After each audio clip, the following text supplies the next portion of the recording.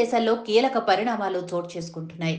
ఎప్పుడు ఏ దేశాల మధ్య యుద్ధం మొదలవుతుందో చెప్పలేని పరిస్థితి ఏర్పడింది.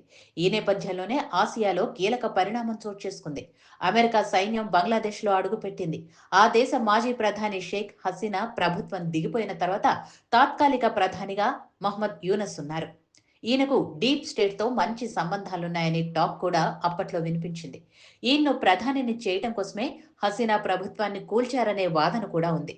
ఇలాంటి పరిణామాల నేపథ్యంలోనే అమెరికా సైన్యం బంగ్లాదేశ్లో దిగింది. ఈ మధ్య కాలంలో బంగ్లాదేశ్, అమెరికా మధ్య సైనిక సంబంధాలు పెరిగాయి.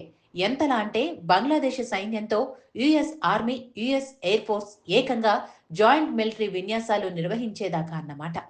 యుఎస్ ఆర్మీ, యుఎస్ ఎయిర్ ఫోర్స్కు చెందిన దాదాపు 120 మంది అధికారులు సెప్టెంబర్ 10న అమెరికా బంగ్లాదేశ్ ఎయిర్లైన్స్ విమానంలో ఢాకా నుంచి చిట్టగాంగ్లో దిగారు. అక్కడున్న రాడిసన్ బ్లూ హోటల్లో చెకిన్ చేశారు. యుఎస్ సైనిక సిబ్బంది కోసం హోటల్ 85 గదులు బుక్ చేసినట్లు రిపోర్టులు చెబుతున్నాయి.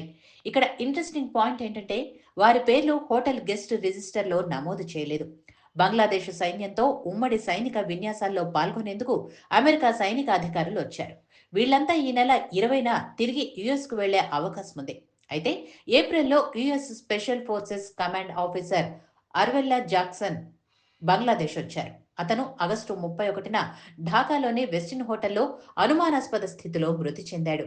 ఇది జరిగిన కొన్ని రోజుల తర్వాత యుఎస్ ఆర్మీ సైనిక అధికారులు బంగ్లాదేశ్ వచ్చారు. కానీ అతని మరణం అనుమానాస్పద స్థితిలో ఉన్న బంగ్లాదేశ్ గాని, అమెరికా గాని దీనిపై బహిరంగంగా స్పందించలేదు. అమెరికా దళాలు బంగ్లాదేశ్ ఎయిర్ ఫోర్స్ కు చెందిన పటెంగా ఎయిర్ బేస్ ని సందర్శించారు.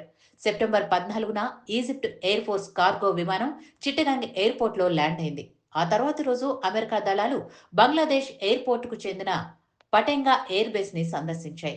గతంలో బంగ్లాదేశ్ సైన్యంతో కలిసి టైగర్ లైట్నింగ్, ఆపరేషన్ లైట్నింగ్ అనే 2 ఉమ్మడి విన్యాసాల్లో అమెరికా దళాలు పాల్గొన్నాయి. ఇవి శాంతి పరిరక్షక సంసిద్ధతను పెంచేందుకు, రెండు దేశాల సాయుధ దళాల మధ్య పరస్పర సామర్థ్యాన్ని ప్రోత్సహించేందుకు డిజైన్ చేశారు. ఈ విన్యాసాలు ప్రాంతీయ భద్రతని బలోపేతం చేసేందుకు బంగ్లాదేశ్ సైన్యానికి అమెరికా మద్దతివ్వగల ప్రాంతాలని అన్వేషించడమే లక్ష్యంగా పెట్టుకున్నట్లు తెలుస్తోంది. అయితే ఈ అంశంపై అటు బంగ్లాదేశ్ గాని, ఇటు అమెరికా గాని స్పందించలేదు. చూడాలి మరి రానున్న రోజుల్లో ఈ దేశాల మధ్య సంబంధాలు ఇంకా బలపడితే ఎలాంటి పరిణామాలు చోటు చేసుకుంటాయో.